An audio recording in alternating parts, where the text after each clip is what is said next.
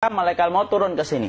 Makanya ketika sakaratul maut sudah datang, maka yang baca Quran hentikan.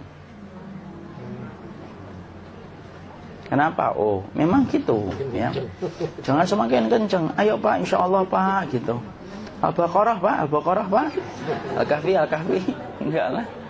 Yang baca Quran berhenti dulu. Kemudian digantikan dengan kita mentalkin. Antum agak ke sana dikit. Masya Allah ya. Orang yang meninggalnya kooperatif ini.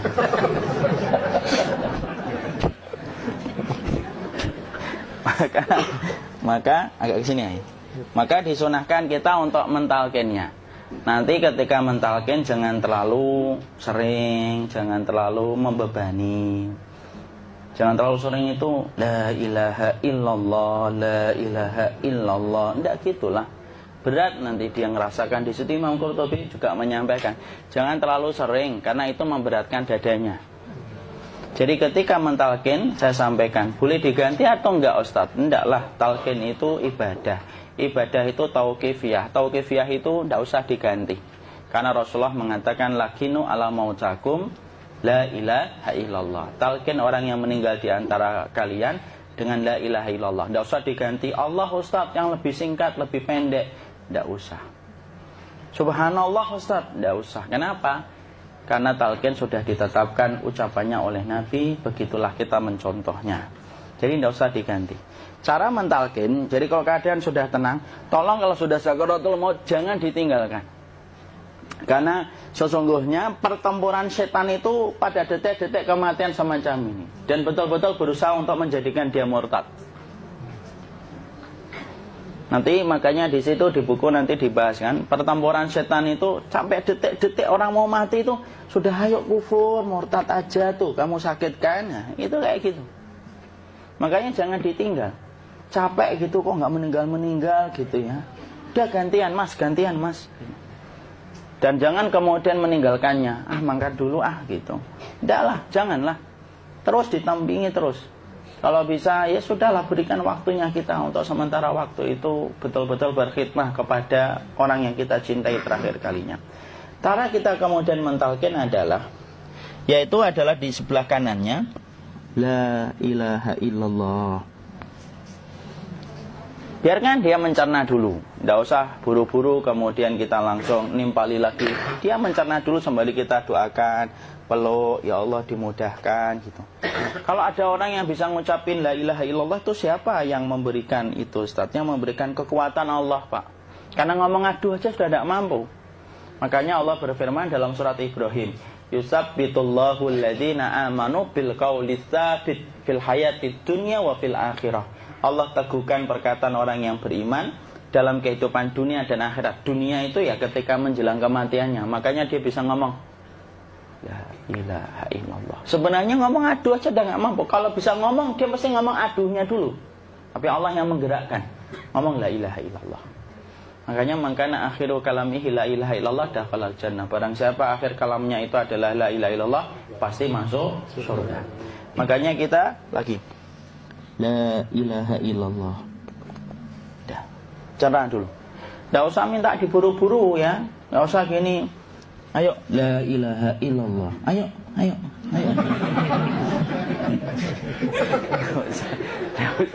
Enggak usah gitu. Ya, biarkan dia pelan-pelan gitu. Ayo tapak, ya Allah capek saya Pak. Enggak usah gitu. Dia ucapkan la ilaha illallah. Kemudian dia mencerna. Lalu kalau dia sudah mengatakan, untuk mengatakan la ilaha illallah. Nah, kalau sudah mengatakan la ilaha illallah, berarti sudah. Tidak usah ditalkin lagi, tidak usah. Belum meninggal juga Ustaz? Tidak apa-apa, biarin aja. Dia di situ aja. Kecuali dia ngomong lagi dan gak usah diajak ngomong alhamdulillah ya Pak, ya Allah gitu. Terus dia jawab alhamdulillah. Itu berarti ucapan terakhirnya alhamdulillah. Atau ketika habis ditalkin la ilaha illallah, dia ngelihat air. Nah, itu berarti ucapan terakhirnya air. Talkin lagi. Nggak usah marah. Aduh Pak minta air. Kuncinya. Mau minta air nanti aja dikubur gitu loh. Jangan gitu. Biarin aja. Jangan kemudian setelah la ilaha illallah La ilaha illallah. Terus, ayo tutup, awas ya ngomong lagi ya. Nggak bisa gitu juga. Maka kemudian setelah la ilaha illallah sudah, nggak usah diajak ngomong gitu. Terus kemudian nggak usah ada anaknya perempuan, ya Allah Pak, sudah bisa ngomong la ilaha illallah, usah gitu. Cukup dalam hati alhamdulillah gitu. Diam, kita dengerin gitu. Disitulah nanti biasanya detik dia terakhir. Dia nanti ngeliat di sini Pak, prosesnya itu. Nanti kaki langsung sebagian jempol dingin dia. Kaki, telapak kakinya langsung kalau kita geningkan dingin kayak kaki yang kena AC langsung. Kemudian dia langsung ningkup gini, dikit dia, mulai kaku dia. Atau kalau enggak, gini dia. Langsung kayak jatuh, kayak kepala nanti yang paling terakhir. Kepala itu pasti ada gerakannya Pak, ini meninggal itu. Pasti gitu. Pasti gitu. Karena apa? Sudah tidak ada beban ruh yang menahannya. Ya, cabut ya, set pelan, maka kemudian malaikat itu. Tapi tetap sakit lah, walaupun dikatakan ringan, tetap sakit. Maka kemudian sakit gitu, ngelewatin sini, jantung kemudian sudah tidak berfungsi, kemudian ginjal Pak, ngelewatin ginjal tidak berfungsi. Bapak bayangkan kan, kalau yang pernah sakit batu ginjal Pak, sepakat nggak kalau kita batu ginjal itu sakitnya luar biasa Pak? Itu baru titik batu kecil di ginjal. Kita bisa bayangkan tiba-tiba ginjal tidak berfungsi, sakitnya kayak apa Pak? Tiba-tiba ginjal nggak berfungsi, pankreas naik, kemudian tek jantung. Jantung ini dia masih hidup dia, di sininya masih hidup walaupun jantungnya sudah berhenti. Naik. Kemudian mata, dia ngelewatin mata. Organ tubuh yang paling setia sama ruh itu mata. Maka kemudian mata dia ngelihat dia, ngelihat keluarnya, naik dia. Ya dilihat ini sama dia. Makanya Rasulullah mengatakan innar ruha idza qubida tabi'ahul basar. Ruh itu kalau dicabut, mata itu ngikutin kemana perjalanan ruh itu. Makanya ada yang meninggalnya gini.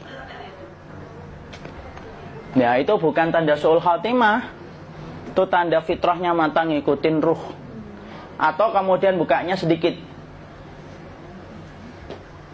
Ada yang kayak senyum Pak, ada yang kesini yang keringetan. Nah itu tanda husnul khatimah. Ada yang senyum.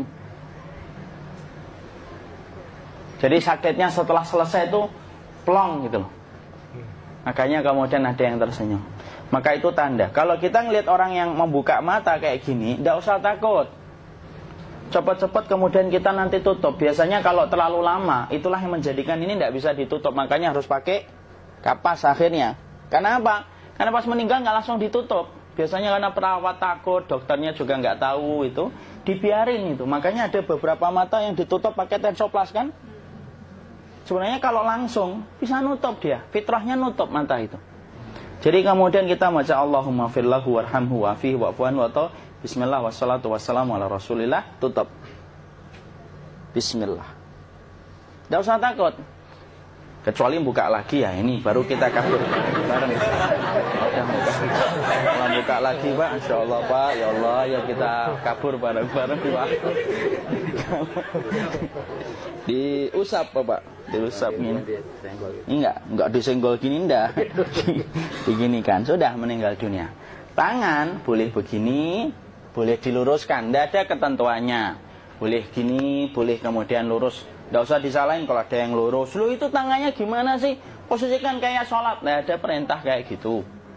Jadi kemudian dikondisikan saja. Terus maka kemudian dipijit-pijit, akiknya dikeluarin, kemudian jamnya dilepas, gigi palsunya dilepas kalau ada, ya.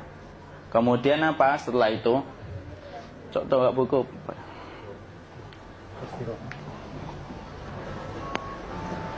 Kemudian kalau bisa awal-awal, kemudian taruh buku atau sesuatu yang agak berat di perutnya ketika baru meninggal dunia.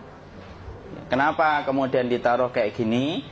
Bukan apa-apa, supaya membantu sisa-sisa pencernaan dia untuk keluar. Nanti Pak, biasanya kalau kita taruh agak yang berat gini, atau kemudian kita gini-gini kan, ini udah makan belum Maki?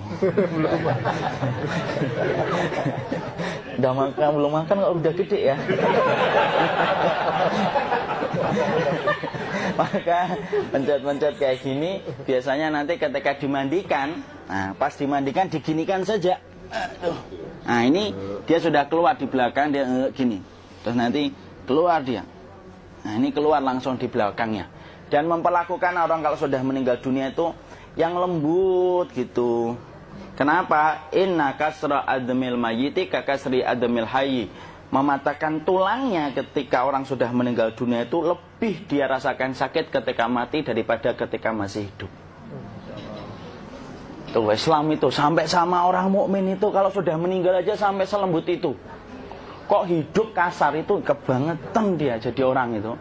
Mau sampai orang mati itu kemudian disuruh yang lembut, kalau ada aib disuruh nutup, tidak boleh diceritain. Misalkan di belakangnya beliau ini ada tompel, gagah-gagah tompelnya gede gitu, tidak boleh cerita. Masya Allah loh, sampai segitunya sunnah itu ngajarin kita untuk nutup aib. Kalau ada orang belajar sunnah sukanya buka aib, nyari-nyari kesalahan orang, sunnah yang mana dia pelajari itu, saya bingung. Makanya kemudian gini, setelah selesai maka kemudian tutup dengan kain. Maaf ya, ya. Ya. Nanti kalau nggak kuat napas ngomong ya.